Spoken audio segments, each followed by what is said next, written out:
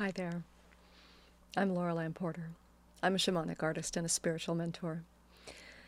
Today, for the Wellness from Within Summit, I'd like to offer an overview of what is the medicine wheel. And I forget that because I'm so immersed in it, I forget that a lot of people just don't even really know what the medicine wheel is. And so I thought I would present for you in this kind of masterclass container how you can really conceptualize what the medicine wheel means. So the medicine wheel is a process, a path, and a cosmology. It's a process because it is a process by which we heal ourselves and heal our communities and the earth. It is a path because it is a commitment to walking a certain way and existing and being a certain way in the world. And it is a cosmology which is a way for us to imagine our relationship to the earth and to the universe. And so it's basically a metaphor for how we can conceive of that for ourselves. So let me start a little bit by breaking down what is the medicine wheel as a spiritual process. And the way that I learned it with the Four Winds Society, that is based on the teachings and wisdom of the shamans of the Andes in South America and the shamans of the Amazon in South America, the Peruvian Amazon. And no matter where you go in the world, there are always these kinds of shamanic traditions. They can be called different things. They can be, sometimes it's a wheel, sometimes it's some other shape or some other symbol. But these are all processes by which sacred leaders in ancient indigenous communities, and even today, these traditions didn't go away. They just, for many reasons, had to remain hidden or quiet or silent for a long time. So they have many names, but this one is, again, as I learned it from the shamans of South America. And this process is the way I kind of summarize it, the way I look at what is the real core foundational experience to shamanic healing. And I look at it as a way of learning how to die consciously. How to face our mortality, be okay with dying, and just live our lives courageously anyway, because that's how we feel called to do it. So there are many parts to that, right? But in the overall shape of the medicine wheel, for me, it is learning how to die consciously, how to face our mortality with an open heart and open eyes. And that means shedding the past, and the way we shed the past is we heal our past wounds so that we can allow them to no longer have a hold over us.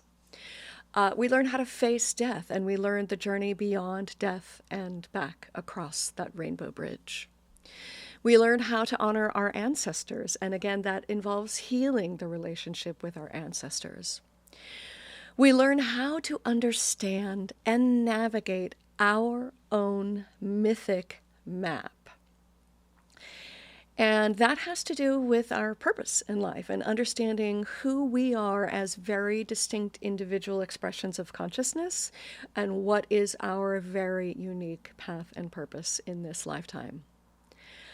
We are dedicated to finding beauty and joy in every situation. And then we also learn how to operate outside of time so that we can engage in divination and death rites to help ourselves and our communities, once again, to be more okay with facing death and facing our mortality. So those are the flavors that I might call of what this work is as a spiritual process. And that kind of a spiritual process, it really does require us to ask very deep questions of ourselves. It asks us to release whatever we think we believe and begin to get really, really curious about what it means to be a spiritual being in the world, what it means to have access to divinity, how we use words like God or the universe or consciousness, and to choose to use them very purposefully and in a way that is authentically meaningful to our deepest parts of ourselves. So the medicine wheel as a spiritual process is how I would describe that. The medicine wheel as a path it's a path in two senses of the way. It's a path in that it's like, here are the steps for you to take on your journey. But it is also a path in the sense that we are committed to walking a particular path in this lifetime. And that is the path of being what we call in Aini. And that is an expression that means being in right relationship to ourselves, to our families, to our communities, to the earth.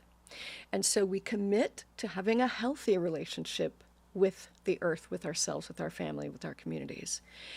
And we commit to healing those relationships, starting with ourselves, and then allowing that healing and that light that we do for ourselves, allowing that to resonate outward so that we can be that beacon of light that other people can rely on when they come to us.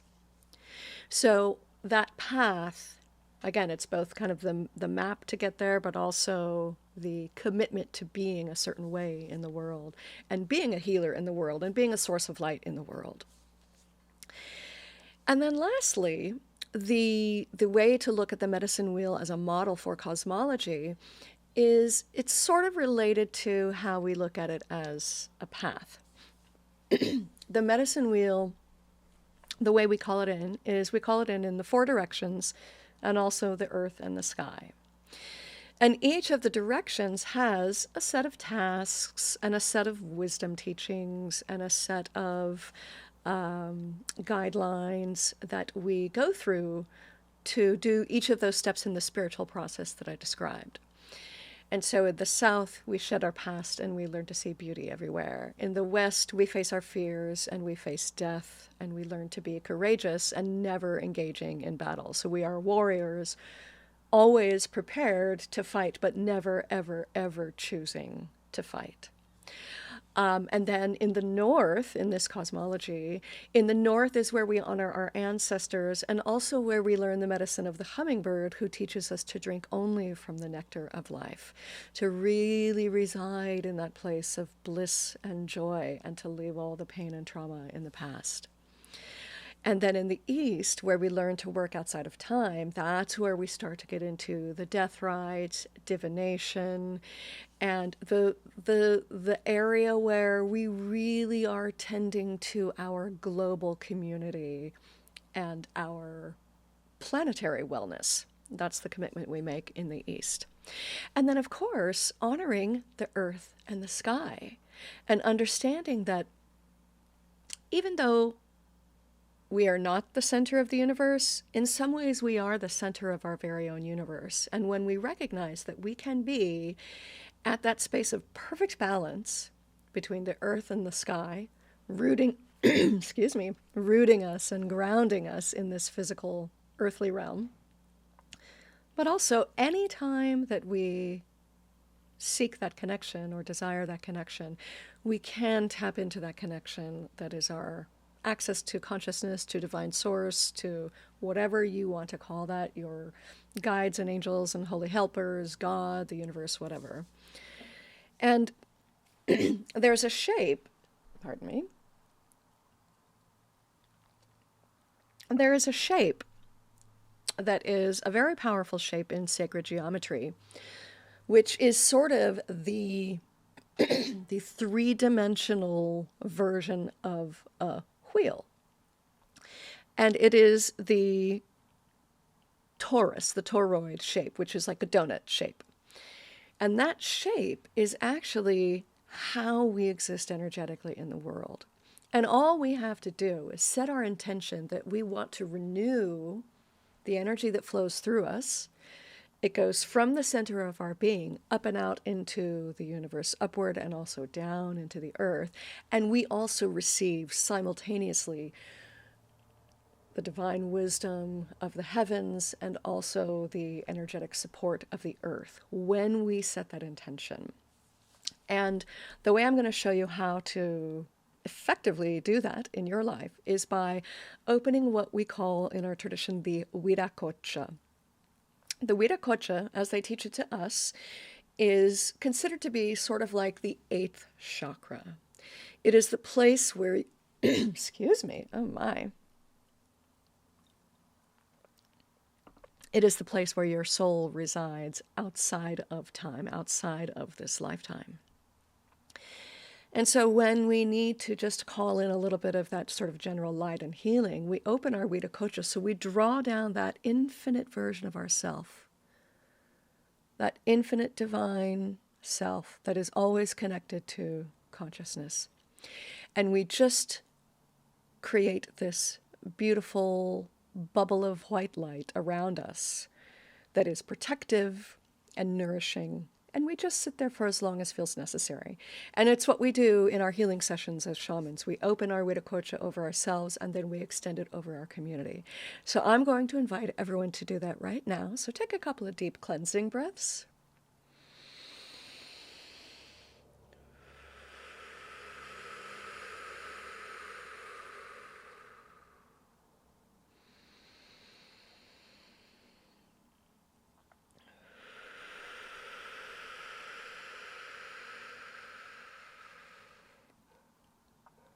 And on your next inhale, bring your hands from prayer position up into that Viracocha. Just insert your fingers into it and stretch it down around you into this orb of light. This beautiful orb of light just outside of your arm's reach. And just sense its presence around you. Sense what it feels like. I'm going to go ahead and open mine over you.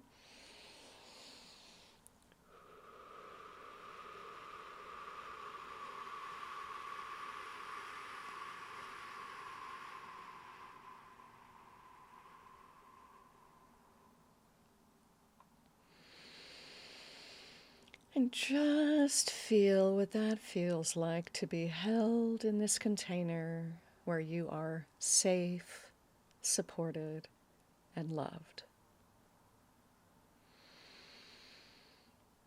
Take a few moments there.